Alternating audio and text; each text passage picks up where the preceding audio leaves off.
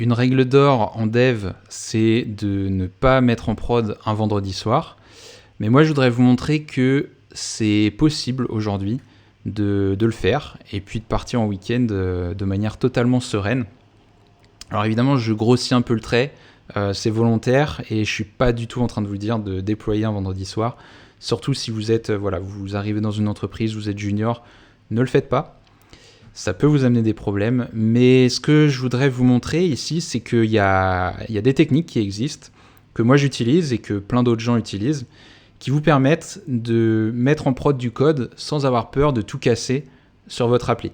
Avant de rentrer dans le vif du sujet, si vous avez une idée de projet que vous aimeriez faire et que vous aimeriez accélérer un peu sa mise en place, j'ai créé un petit boilerplate en Next.js qui vous permettra de créer des projets plus rapidement. C'est totalement gratuit, je vous mets un lien pour télécharger le code dans la description. N'hésitez pas, et là je viens de le mettre à jour en plus avec la dernière version de Next.js.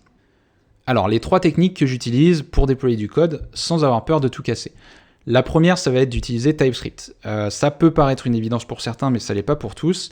TypeScript, pour moi, c'est la couche de base, la sécurité, en fait, qui vous permettra d'éviter d'envoyer des erreurs en prod. Ça vous permet de détecter les erreurs avant le déploiement, avant même le build, en fait. Et donc, c'est très bien parce que, tout simplement, si vous avez du code défectueux, du code avec des erreurs, il ne pourra pas être envoyé en prod. Si vous déployez sur Vercel ou Netlify par exemple, ça ne marchera tout simplement pas. Derrière, si vous changez quelque chose quelque part dans votre codebase et que ça casse quelque chose ailleurs, vous le saurez immédiatement, votre IDE va vous le dire. Donc c'est pour moi un énorme avantage et grâce à ça en fait vous allez pouvoir éviter je pense 90% déjà des erreurs et déjà ça vous permettra d'être beaucoup plus serein sur le code que vous allez envoyer en prod. Je ne vais pas trop m'épancher sur TypeScript parce que j'ai fait une vidéo récemment sur le sujet que je vous invite évidemment à aller regarder. Mais quoi qu'il en soit, moi je vous recommande énormément d'utiliser TypeScript dans vos projets. La deuxième technique que je vais utiliser, ça va être la modularité. Donc mon code est divisé en composants, en pages, etc. Et donc je vais tout faire pour essayer de rendre ces composants, ces modules, les plus indépendants les uns des autres possibles.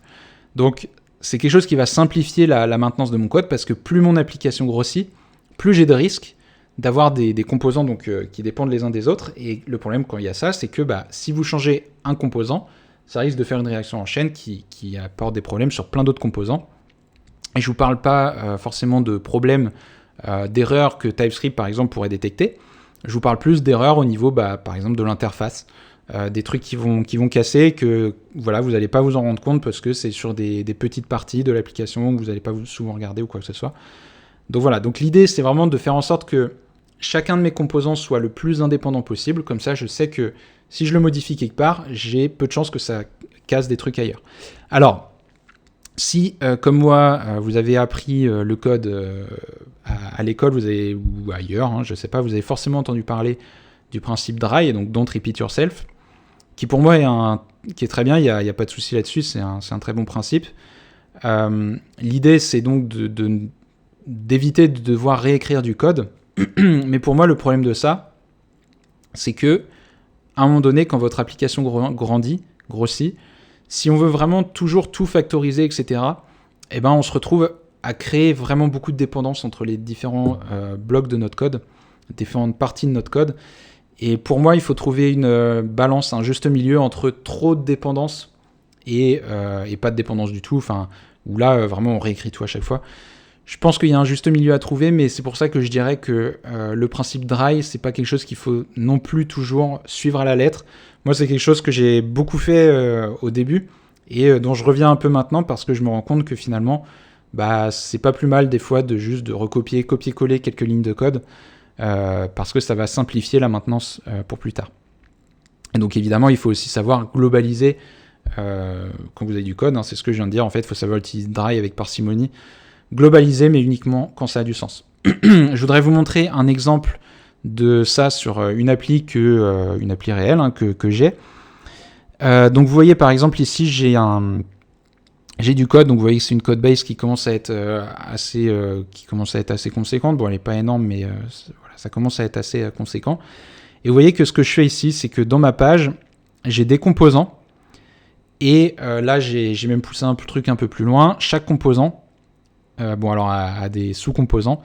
Ça, c'est une chose, mais chaque composant va avoir ses queries, donc ses requêtes et ses mutations. Et donc l'idée derrière tout ça, c'est que, donc par exemple ici, c'est un composant où il y a un petit formulaire qui va s'afficher pour que les gens puissent laisser une review. Et donc l'idée, c'est que je vais avoir la mutation pour laisser la review et la requête pour récupérer la review existante pour l'afficher si on a une. Tout ça est dans le composant. Et pourtant, la requête pour récupérer la review, c'est quelque chose dont je vais avoir besoin ailleurs dans mon code. Mais j'ai choisi de le laisser ici parce que, en fait, je sais que là, en l'occurrence, pour ce dialogue-là, pour cette modale, eh ben, je vais avoir besoin de cette requête-là avec ces données-là. Et je sais que si je change la requête ailleurs dans mon code, ça va pas casser cette modale. Ok, donc c'est vraiment ça l'idée. Et donc, tant pis si ailleurs je dois répéter ce bout de code-là, en fait. Au moins, je sais que aujourd'hui, ce code marche. Je peux continuer à dev, je peux continuer à faire d'autres trucs, je peux rajouter des features, etc. Il y a très peu de chances que ce code casse du jour au lendemain à cause de ça, ou grâce à ça, grâce au fait que j'ai justement vraiment regroupé tout ce qui est propre au composant dans son propre dossier.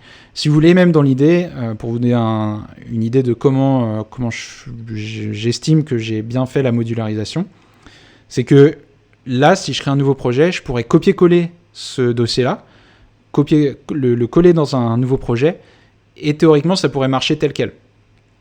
Alors évidemment, il y aurait peut-être 2-3 connexions à faire avec la base de données, etc. Mais globalement, ça pourrait marcher tel quel. Et donc voilà, donc c'est ça l'idée de la modularité. Et vraiment, moi, pendant longtemps, j'ai été plutôt de l'école à penser que voilà, il faut surtout pas faire de copier-coller, etc. Mais maintenant, je suis vraiment en train de me dire que quand on travaille sur des gros projets, faut pas hésiter des fois à dupliquer du code.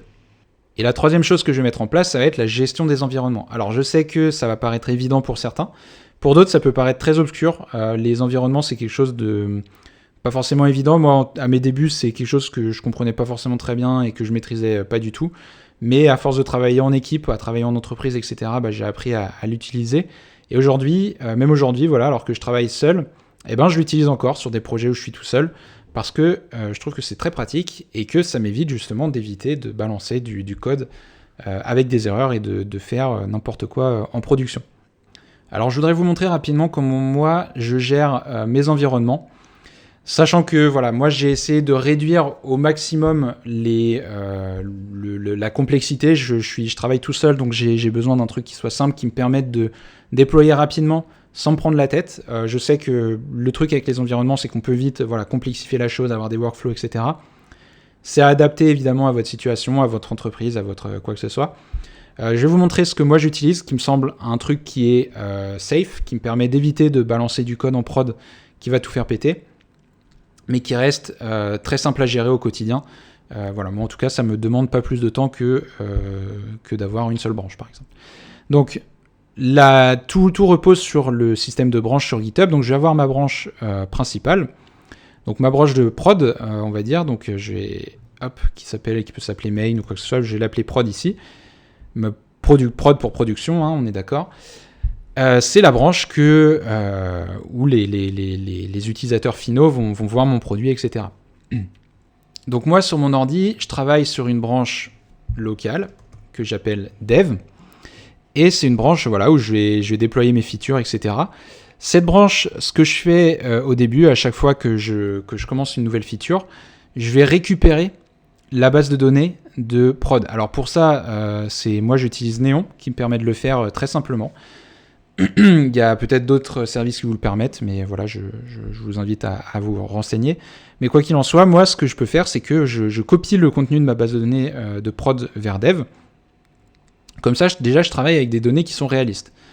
Ok, donc voilà, je développe ma feature. Et quand ma feature est prête, je vais pouvoir ouvrir une pull request. Donc, une pull request, c'est quoi? C'est quand on demande à merger du code sur une branche. Donc là, j'ouvre une pull request. Hop, on va noter, ça c'est une PR, voilà. Toc. Et cette pull request, voilà ici, et ben quand je la crée, ça ne va pas directement merger le code en prod. Et d'ailleurs, je ne veux pas merger directement le code en prod. En fait, ce que ça va faire, c'est que ça va créer une branche preview. Hop. Donc ça se fait de manière automatique, hein, c'est Vercel qui gère tout ça. Mais ça va me créer une branche preview, qui va être une branche temporaire en fait, qui va être une branche aussi qui va avoir la base de données de prod, parce que pareil, avec Neon, c'est configuré pour que dès qu'il y a une branche preview qui se crée, elle récupère les données de prod. Et cette branche preview, du coup, ça va être une branche sur laquelle je vais pouvoir faire mes tests en conditions réelles. Je vais avoir exactement les mêmes conditions que sur ma branche de prod. Donc je vais pouvoir faire mes tests. Voilà, voilà, on va faire un petit losange comme ça, c'est joli. Je vais faire mes tests, je vais vérifier que tout va bien, etc. Et quand tout va bien, et ben là, je décide de merge la pull request sur ma branche de production. Voilà. Et à ce moment-là, du coup, j'ai ma feature qui arrive en production. Et donc, l'avantage de faire ça, c'est que à tous les instants, à ce niveau-là, quand j'ouvre ma PR, quand je veux merger la preview, etc., sur Vercel, en fait, le code ne pourra pas être mergé, ne pourra pas être fusionné avec ma branche de prod tant qu'il y a des erreurs dans le code. Donc, déjà, ça m'évite de balancer du code avec des erreurs. Et deuxièmement, je peux tester vraiment en conditions réelles. Et donc ça, c'est un réel avantage. C'est pour ça que moi, je vous invite à avoir un workflow. Alors, ça, c'est le mien et vous pouvez en choisir un autre. Moi, je le trouve très simple. Je pense que c'est le plus minimaliste qu'on puisse faire. Ça m'évite de balancer du code directement en prod, qui pour moi est un peu bête parce qu'en fait, ça me prend pas plus de temps. Tout ça, c'est automatisé. Hein. Moi, j'ai rien inventé. Je saurais pas le faire tout seul. Ça, c'est quelque chose que vous faites avec Vercel, ça se fait tout seul. Avec Netlify, ça se fait tout seul aussi, je pense. Voilà, et puis avec Neon, les bases de données Neon, pareil, c'est automatique. Donc pour moi, ça prend pas plus de temps, c'est une couche de sécurité en plus, et c'est pour ça que je vous invite à faire quelque chose dans ce genre-là. Donc voilà, moi, comment j'utilise les environnements. Donc vous voyez, c'est rien de compliqué, c'est 3 branches Git, c'est une base de données Neon, pareil, divisée en branches. Ça me permet, comme je l'ai dit, d'avoir des previews réalistes, donc de faire des tests réalistes avec des vraies données.